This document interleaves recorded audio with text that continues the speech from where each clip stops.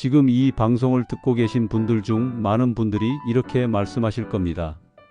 연금? 받긴 받는데 생활비로는 빠듯하고 앞으로 얼마나 버틸 수 있을지 모르겠다. 맞습니다. 사실 대한민국의 연금 제도는 점점 불안해지고 있습니다. 젊은 세대는 내가 나이 들어서는 과연 연금을 받을 수 있을까? 걱정하고 이미 연금을 받고 계신 세대는 이걸로는 택도 없다는 현실을 마주하고 있죠. 그렇다면 방법이 없을까요? 있습니다. 오늘은 연금만 바라보지 않고 스스로 챙겨야 할 돈 관리 지혜 7가지를 알려드리겠습니다. 지금부터 하나씩 들어보시죠. 지혜 1. 생활비 구조부터 점검하라. 첫 번째는 아주 기본 같지만 가장 중요한 겁니다. 생활비 구조 점검하기. 많은 분들이 매달 들어오는 연금 혹은 자식에게서 받는 용돈만 바라보며 그냥 그 안에서 살다 보니 어디에 돈이 새는지도 잘 모릅니다. 그래서 추천드립니다. 일주일 동안이라도 지출 가계부를 써보세요. 종이에 쓰셔도 되고 메모지에 간단히 적으셔도 좋습니다. 예를 들어 식비 하루 1만원, 한 달 30만원, 통신비 한 달 7만원, 약값 한 달 5만원. 이렇게만 적어도 내가 생각보다 외식비를 많이 쓰는구나 같은 게 보입니다. 첫걸음은 내 돈이 어디로 새는지 아는 것. 이게 바로 돈 관리 지혜의 출발입니다. 지혜 2. 연금 외 고정 수입 하나 더 만들기. 두 번째는 연금 외 수입을 하나 더 만드는 것입니다. 아니, 나이 들어서 무슨 일을 해? 이렇게 말씀하실 수도 있겠죠. 하지만 요즘은 작은 온라인 수입, 취미 수입도 충분히 가능합니다.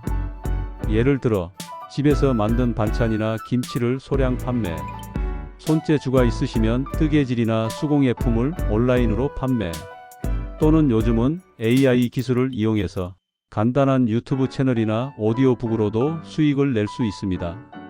연금만 바라보면 불안하지만 작은 돈이라도 매달 들어오는 통로를 하나 더 만드는 것이 중요합니다. 이것이 장기전에서 가장 큰 힘을 발휘합니다. 지혜 3. 의료비를 줄이는 것이 곧 수입. 세 번째 지혜는 의외일 수 있습니다.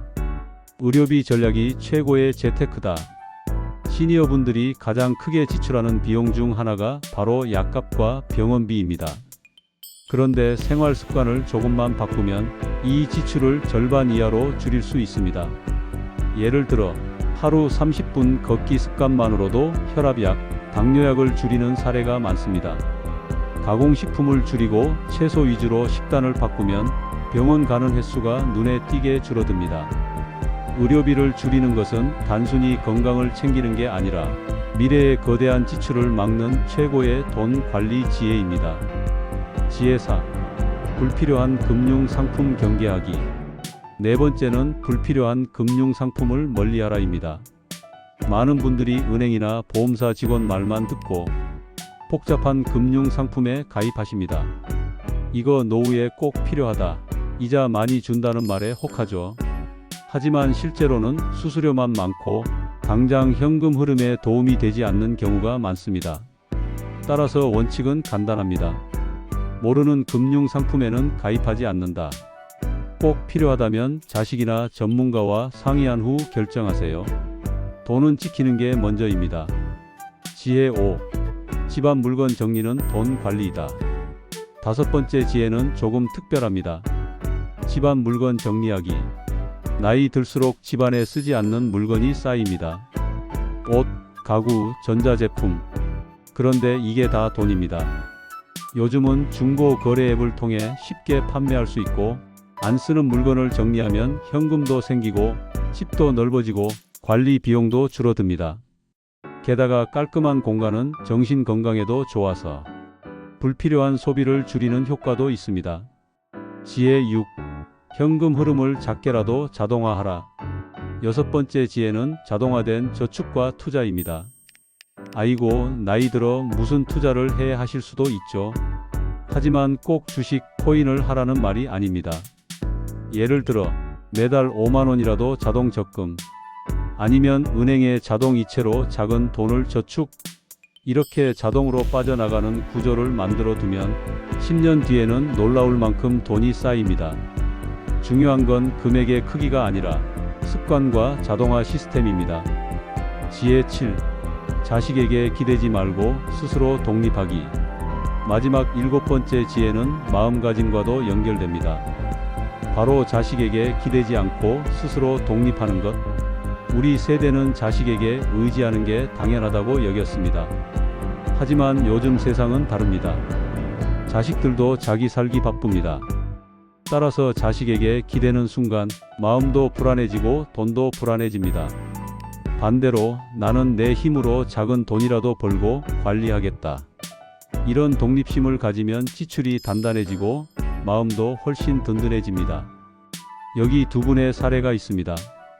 첫 번째는 72세의 김 할머니. 연금으로만 생활하시다가 생활비가 모자라 자식에게 손을 벌릴 수밖에 없었습니다. 자식과의 관계도 서먹해지고 마음도 힘드셨죠. 반면 70세의 박 어르신은 달랐습니다. 연금 외에도 동네에서 작은 텃밭 채소를 키워서 장터에 팔았고 집안 물건도 정리해 현금을 마련했습니다. 그리고 매달 5만 원씩 자동 적금을 들어서 비상금을 쌓았습니다.